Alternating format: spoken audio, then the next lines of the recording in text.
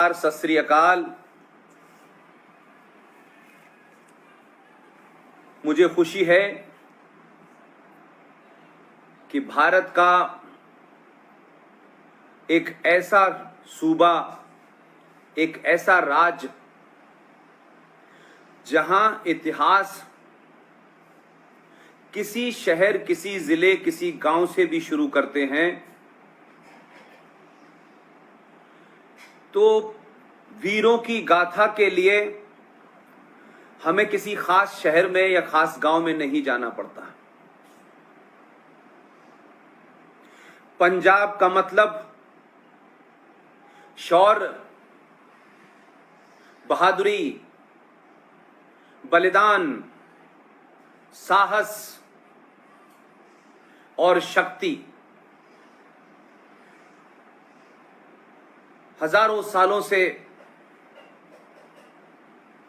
इस मिट्टी ने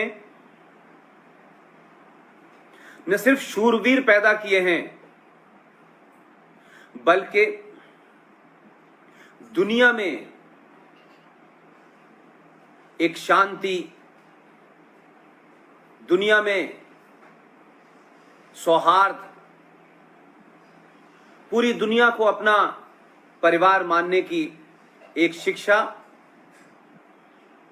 का प्रचार प्रसार किया है।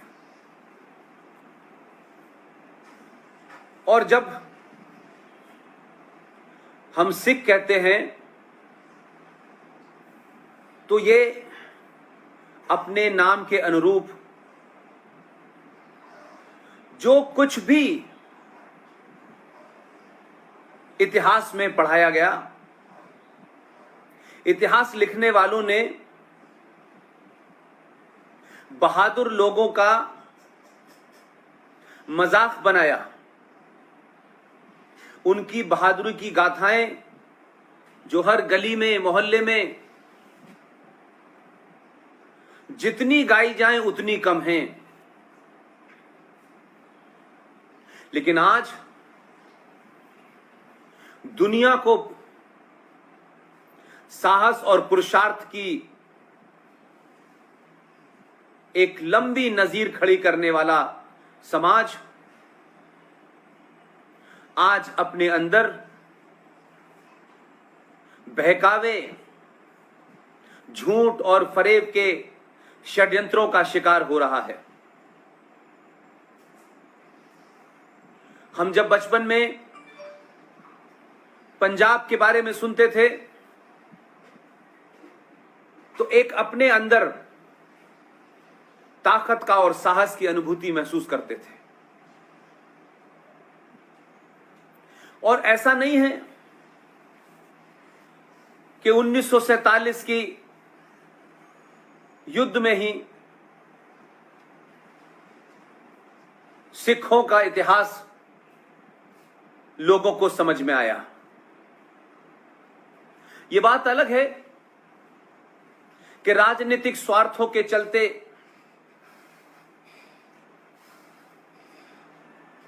किस तरीके से एक बहादुर कौम, एक पुरुषार्थी कौम को स्वार्थ में डूबे हुए नेताओं ने कैसे उसको समाप्त करने की कोशिश की। और शने शने, धीरे धीरे झूठे इतिहासों को गढ़ा गया, जिसके चलते आज जो हमारे सिख भाई हैं, जो हमारा बड़ा भाई है, उसको किस तरीके से हमने अपनी भूलों और करतूतों के कारण उसको अकेला छोड़ दिया। मैं बात अपनी अगर शुरू करूं तो जो कहानियां पंजाब की मिट्टी से देखने को और सुनने को मिलती हैं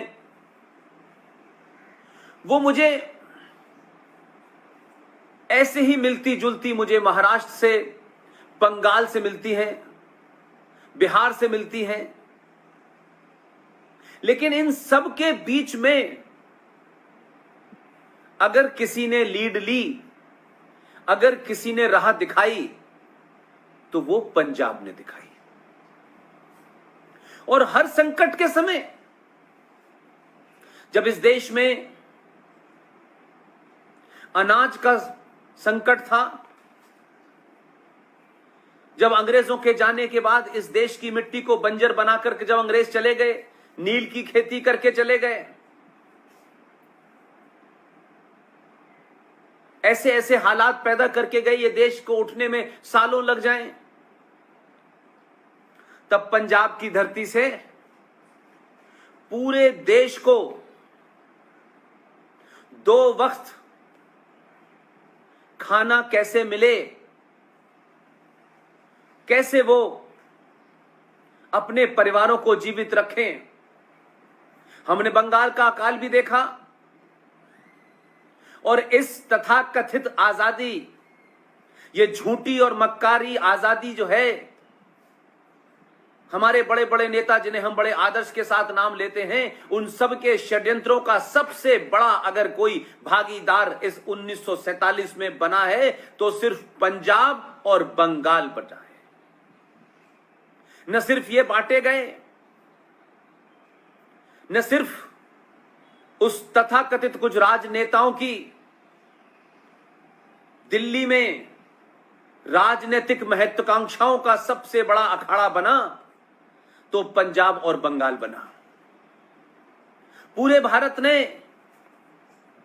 इस दंश को तब महसूस किया जब पंजाब के बंटने के बाद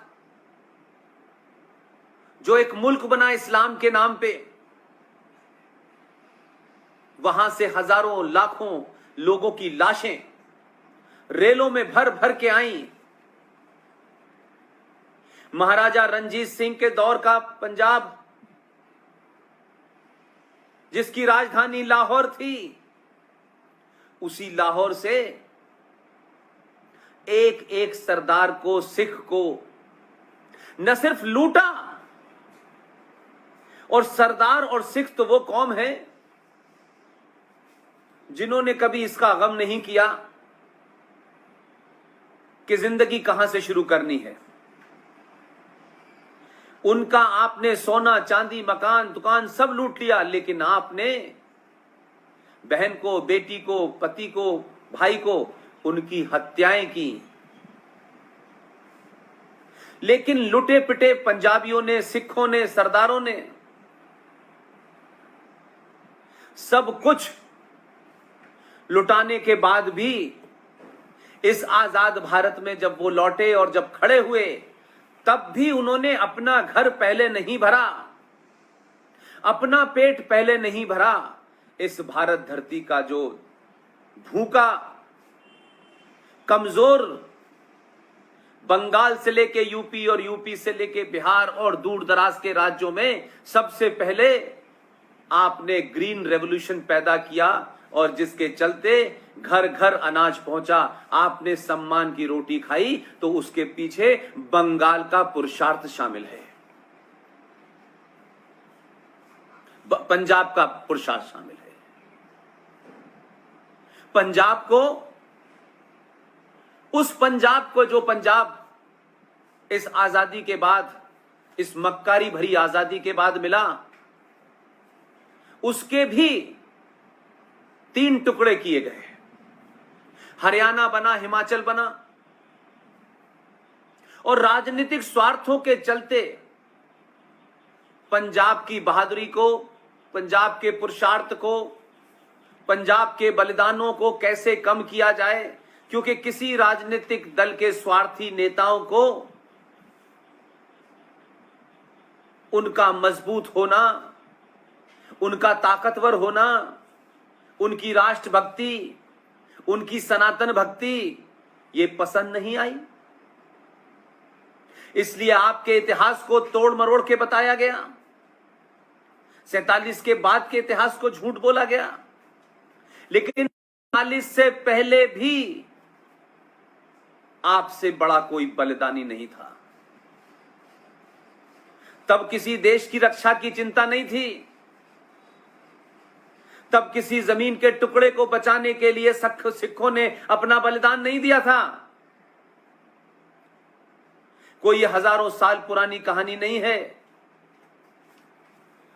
सवाल यह है कि आखिर हमने कैसे ऐसे हालात पैदा कर दिए कि आज हम एक सच्चाई को नहीं पढ़ पा रहे। हम भूल गए, गुरु अर्जन देव सिंह का बलिदान भूल गए, गुरु गोविंद सिंह का बलिदान भूल गए।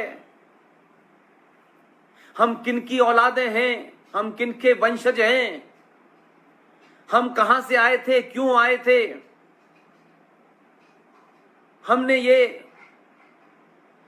अमृत क्यों चखा, ये कृपाण क्यों रखी, ये केश क्यों बांधे, ये कड़ा क्यों पहना, ये हमने भूल गए। हम